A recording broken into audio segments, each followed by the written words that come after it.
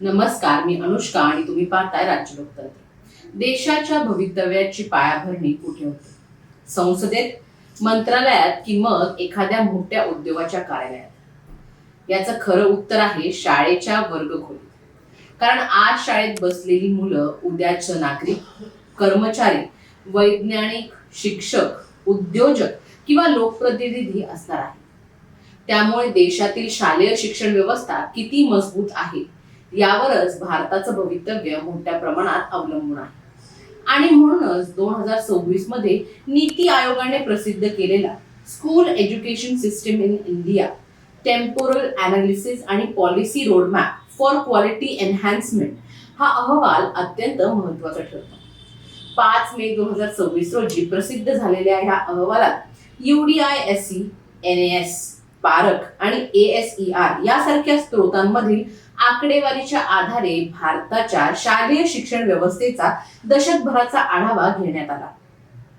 अहवाल स्वतःच सांगतो की भारताची प्रगती केवळ किती शाळा उभ्या राहिल्या किंवा किती विद्यार्थी शाळेत दाखल झाले यावर मोजता येणार नाही।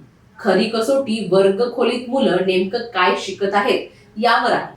आधी भारताच्या शिक्षण व्यवस्थेचा प्रचंड आकार समजून घेऊया।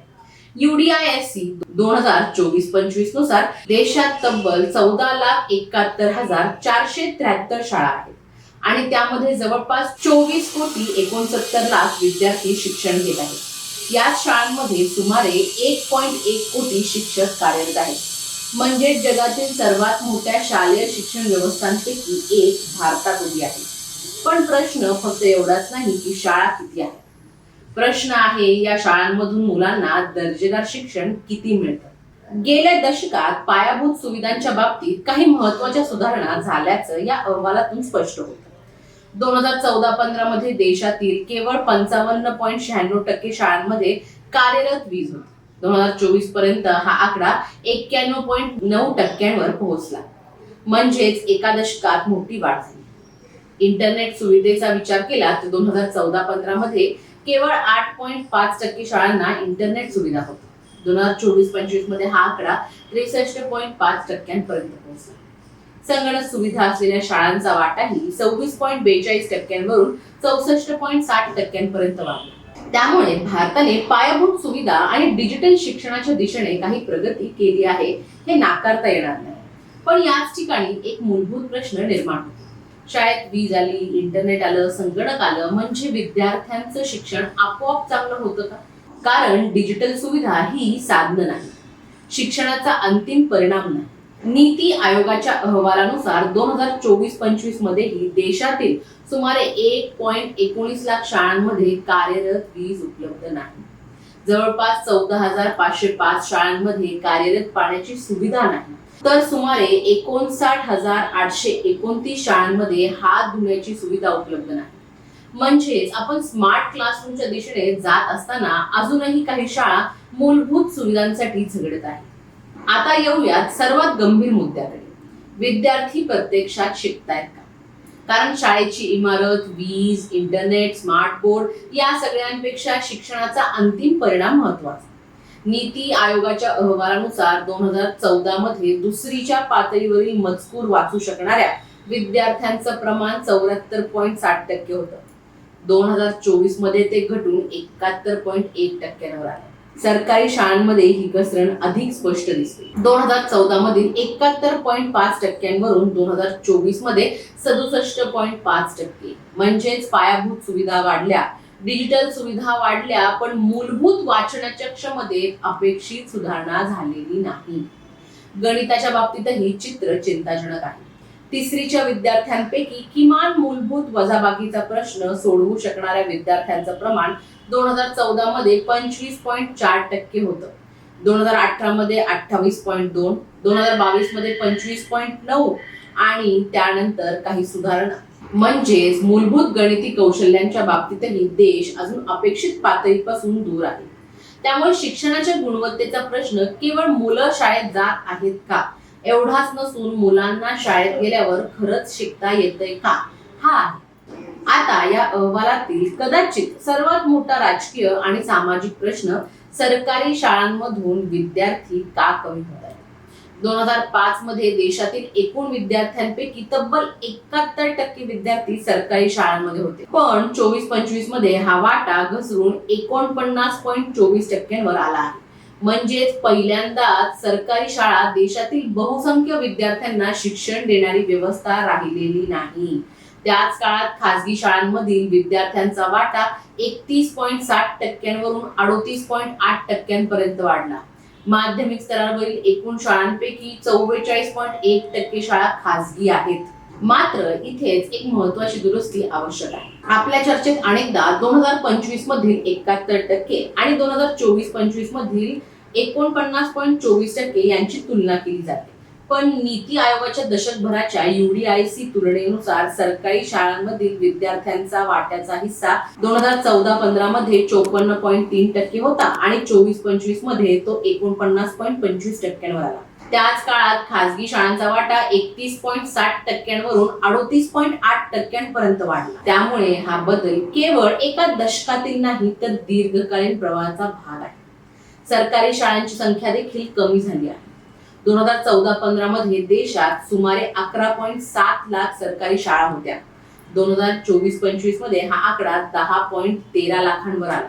म्हणजे जवळपास 94,000 सरकारी शाळांची घट झाली. त्याचवेळी खासगी शाळांची संख्या 2.88 लाखांवरून 3.39 लाखांपर्यंत वाढली. नीती आयोग या बदलांमागे शाळेचं कॉन्सोलिडेशन, रॅशनलायझेशन आणि कमी विद्यार्थी संख्या असलेल्या शाळांचं विलगीकरण यासारख्या प्रक्रियांचा उल्लेख करतो. मग पालक खासगी शाळांकडे का वळतात? नीती आयोगाच्या विश्लेषणानुसार इंग्रजी माध्यम, शिस्त, भविष्यातील रोजगाराच्या संधी याबाबत खासगी शाळांविषयी पालकांमध्ये सकारात्मक धारणा आहे. म्हणजे हा केवळ शिक्षणाच्या बाजारपेठेचा विस्तार नाही बरं का, लक्षात घ्या. हा सरकारी शिक्षण व्यवस्थेवरील विश्वासाचा प्रश्न देखील आहे. मात्र खासगी शाळांमध्ये गेल्यावरही सर्व समस्या सुटतात असंही काही नाही. अहवालात नमूद केलेल्या आकडेवारीनुसार कमी शुल्काच्या खासगी शाळांमधील 5वीच्या 35% विद्यार्थ्यांना दुसरीच्या पातळीवरील मजकूर वाचता येत नाही, तर 60% विद्यार्थ्यांना मूलभूत भागाकार करता येत नाही. म्हणजे सरकारी शाळांमधील समस्या गंभीर असल्या तरी खासगी शिक्षण म्हणजे ऑटोमॅटिक गुणवत्तापूर्व शिक्षण असा निष्कर्षही काढता येत नाही. शिक्षकांची उपलब्धता हा आणखी एक मोठा प्रश्न आहे. देशात सुमारे 1.1 कोटी शिक्षक आहेत, पण विविध राज्यांमध्ये शिक्षकांच्या रिक्त जागा मोठ्या प्रमाणात आहेत. नीती आयोगाने विशेषतः बिहारमधील एलिमेंटरी स्तरावरील 2.8 लाखांहून अधिक शिक्षकांच्या रिक्त जागांचा उल्लेख केला. सेकंडरी स्तरावर बिहारमध्ये 36,035 तर सिनियर सेकंडरी स्तरावर 33,035 रिक्त जागा असल्याचं अहवालात नमूद आहे. कर्नाटक, हरियाणा, अगदी महाराष्ट्रासह इतर राज्यांमध्येही शिक्षकांची कमतरता असल्याचा अहवाल सांगतो. आणखी एक गंभीर बाब म्हणजे सिंगल टीचर स्कूल्स, म्हणजेच एका शिक्षकावर चालणाऱ्या शाळा.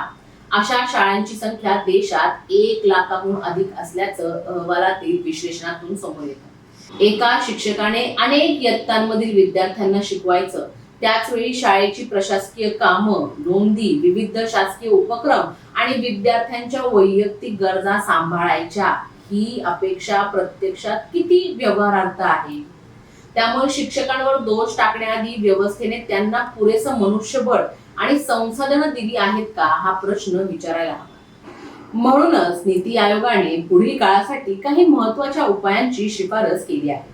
शाळांचं इंटिग्रेटेड स्कूल कॉम्प्लेक्सेस किंवा स्कूल क्लस्टर्स तयार करणं, शाळा व्यवस्थापन समित्या अधिक सक्षम करणं, डिजिटल सार्वजनिक पायाभूत सुविधा मजबूत करणं, मूलभूत साक्षरता आणि अंकगणितावर अधिक भर देणं, विद्यार्थ्यांना व्यावसायिक कौशल्य देणं आणि विद्यार्थ्यांच्या मानसिक आरोग्याला अधिक महत्त्व देणं या बाबींवर अहवाल भर देतो. आता यामध्ये खरी परीक्षा आहे ती सरकारची, कारण भारताने शिक्षण क्षेत्रात धोरणांची कमतरता कधीच अनुभवलेली नाही. राईट टू एज्युकेशन ऍक्ट 2009, समग्र शिक्षा, नॅशनल एज्युकेशन पॉलिसी 2020, निपुण भारत आणि डिजिटल शिक्षणाच्या अनेक योजना देशात राबवल्या गेल्या. पण प्रत्येक योजनेनंतर मूलभूत प्रश्न तोच राहतो. वर्गखोलीत बसलेल्या मुलाच्या शिकण्याच्या क्षमतेत किती बदल झाला? आणि म्हणूनच हा अहवाल सरकार विरोधातील केवळ राजकीय आरोप म्हणून पाहणं योग्य नाही. उलट सरकारने स्वतःच्या कामाचं मूल्यमापन करण्यासाठी अहवाल आरसा म्हणून वापरायला हवा.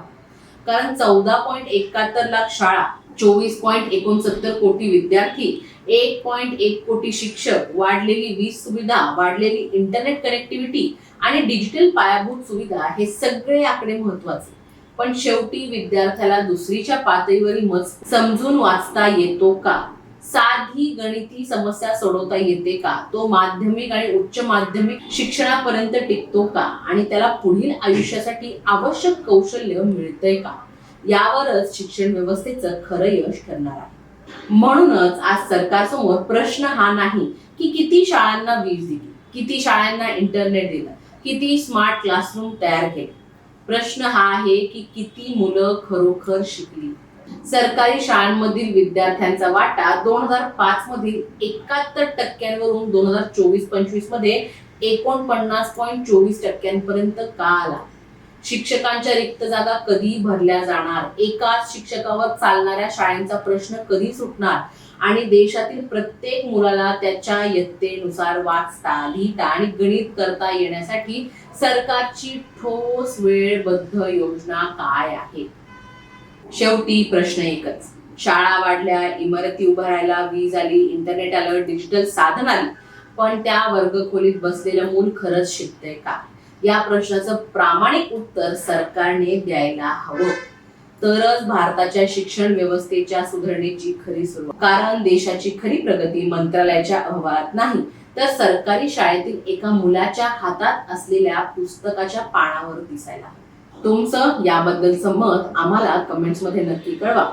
व्हिडिओ आवडला असेल तर लाईक करा, शेअर करा आणि चॅनलला सबस्क्राईब करायला विसरू नका. धन्यवाद. दैनिक राजकीय.